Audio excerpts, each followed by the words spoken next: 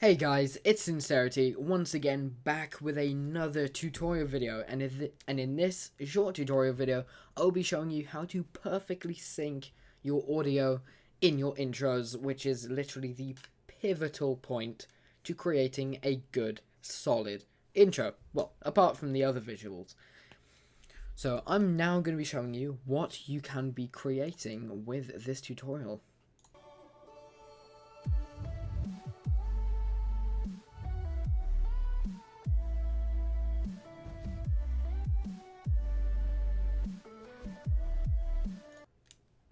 So obviously this is just very simple. I could have put some camera shake on there. I could have done this for particles or pretty much anything. This will work for anything that can be keyframed in Blender, which is pretty much everything. So without further ado, I'm going to be showing you how you can create this. So obviously, first of all, I'm going to create a new Blender file. But before we are going to start that in another Blender file, I'm going to be showing you how to achieve the audio in Audacity. Let me just put the screencast on so you can actually see what I'm doing. So yeah, let's jump over to Audacity. Now what we're going to do, because I've already done this tutorial about 500 times because I've messed up the what I've been saying, I'm probably going to do it this video, to be honest. But we shall just carry on. So you're going to first of all import your audio. So I've done mine to the desktop. There we go, Galantis Gold Dust Illenium Remix. And as always, I will do all the links in the description to Blender and Audacity and to Illenium's Facebook page, because that's where you'll find pretty much all of his remix music. He's a great artist. I endorse him all the time. Yeah, just go check out his page, check out his music. I'm sure you will love him as much as I do. So first of all, we'll need to find the parts that we are going to be syncing in our audio, essentially. Because most intros are made for the audio, not the audio made for the intro. So I think last time I did this, it was around 145, so we're just going to find that point.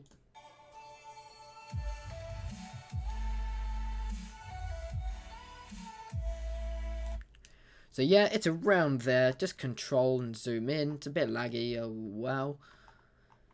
Oh yeah, I forgot that I need to drag this, don't I? 145, so it's pretty much there. We'll just take it off here. The rest of it's build up like most any EDM song. The hell is that? It's just my phone going off. Wow. Okay, so we're going to delete that part and we're going to delete the other parts. So here we'll do about 15 seconds, 1 minute to 1:15. And we shall delete that and then just scroll in again. Oh, that's 15 seconds. Okay. 15 seconds there, pretty much. Whoa, voice crack. And we're just going to zoom in again, just so it's easier to see what we're doing with the audio. So now you shall select all of this and go to Effect. Make sure you have stopped the audio, otherwise this won't work. And go to Bass and Treble. Pretty self-explanatory. Now, because I've done this before, these are pretty much the measurements or the values that work the best. Obviously, 15.0 for bass, treble 0.5 just to take away some of the vocals so the bass becomes more prominent, and the level minus 3.3. The reason for the level being minus 3.3 is because when you bass boost a song, it increases the bass, and if you don't decrease anything else, the bass will just pretty much become all distorted and not nice to listen to. And to enable the level, just select Enable Level Control and press OK, and then that shall be bass boosted. And as you can see, we have got all the peaks of the basses here, and just the general audio, general mids, and the high ranges just lower down. So now when we play this,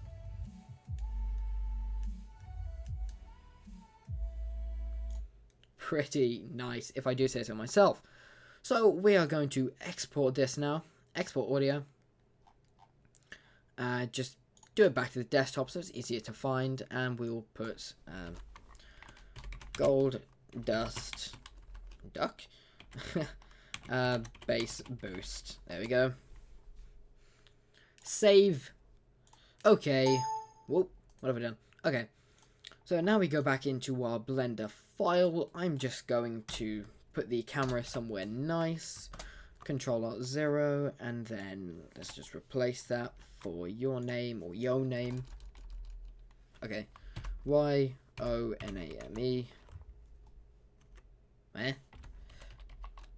Wow. Okay, that is not some text. So add text, tab. There we go. RX90. Scale up a bit. And there we go. Delete this light because that light doesn't do anything. So what we're going to do is we are going to go into the video sequence editor just down at the bottom there, and we are going to add in our newly generated sound. And it's on our desktop, so song bass boost on a gold dust bass boost, that's what we just created. And we need to see the actual waveform. And to do that, we need to go to View, Waveform Drawing, Waveforms On. And let's just finally just increase the time of the animation just so we get like a nice, I think it was 452 or something. That's when I did it last time, and just change it to 30 FPS because it just looks a lot nicer when it's at 30 FPS. So we are going to go back into our 3D default view, and we're going to start keyframing this. But before we start keyframing this, we need to split the view so we can actually see what we're doing, and go into the video sequence editor. As you can see, we have our song here with all the waveforms correct. So we're just going to drag this out until we can still see all the waveforms before it starts going absolutely haywire and we can't make sense of anything. So yeah, just scroll out until it becomes one solid object, and then what we're going to do is we're just going to drag this just so we can see it more easily. And then from here, it is pretty simple. So what you can do, you are going to keyframe this at this position by pressing I on your keyboard. It's just going to keyframe the location. Skip ahead to the frame of the first keyframe. So go to the peak, and then go one frame before that, and then keyframe it where it is. So location, and then skip to the frame ahead. We'll need to lock the camera to the view before we actually start doing anything. And then we are going to scroll it in, say, like that. I know this is probably like way too much. And then skip ahead to the next peak, one frame behind. Keyframe. Skip ahead. Keyframe. Go to the next peak. I think that's it. Yep, that was it. That was definitely a peak. So find that there. One frame behind. Keyframe it there. One frame ahead. Keyframe it there. This is fairly menial, guys. Let's do that. You could probably do all the peaks first, and then you can just do the troughs later. Basically, what I mean by peak is the peak of the bass, and what I mean by trough is just where the song isn't bassed, or is just treble. Using technical terms for not a very technical thing. And then this one as well. Much sinking, such time. Right, no, that needs to be there. Location. They go one back. Location. Are we done yet? Oh my god, we're only like, what, two seconds in. Yeah, also guys, don't be scared to spend a lot of time on this, because, I mean, obviously this is like one of the fastest ways to do it, or you can do it with modifiers as well. You don't have to do it like this all the time. You can just bass boost a song and put it in a modifier, but I recommend doing that before you start making your animation, because otherwise it just messes up everything, and if you don't really know what you're doing, or you don't really know how it works, it's just a real pain in the ass to get it back all working again. And we'll do the last one as a really big one. There we go. So now hopefully when we watch this back, this will be perfectly synced to the audio. Pray to God.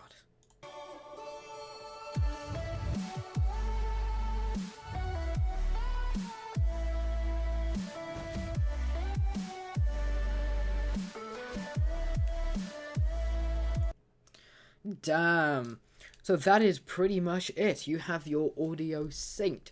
Obviously, I could have done a lot more with this. I could have put camera shake on it. I'll probably do that in the background while I'm ranting on about useless stuff that you're probably going to skip to the next video. But anyway, let's try it. So obviously I could have put camera shake on there. I could have added at least a background. What am I doing? Graph editor. I could have done that. Let's keyframe it. I rotation, and let's go ahead and do the rotation. X rotation. Let's do X rotation. So obviously camera shake is very easy. Just press N to bring up a menu. Add modifier. Noise. Restrict frame range. Start. 49.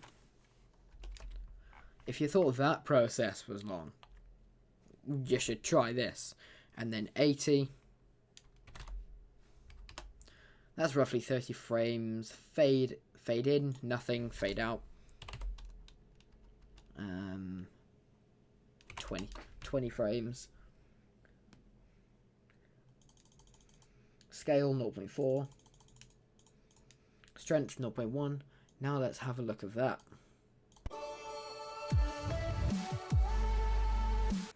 I mean, you can play around with this. Obviously, that was still quite powerful.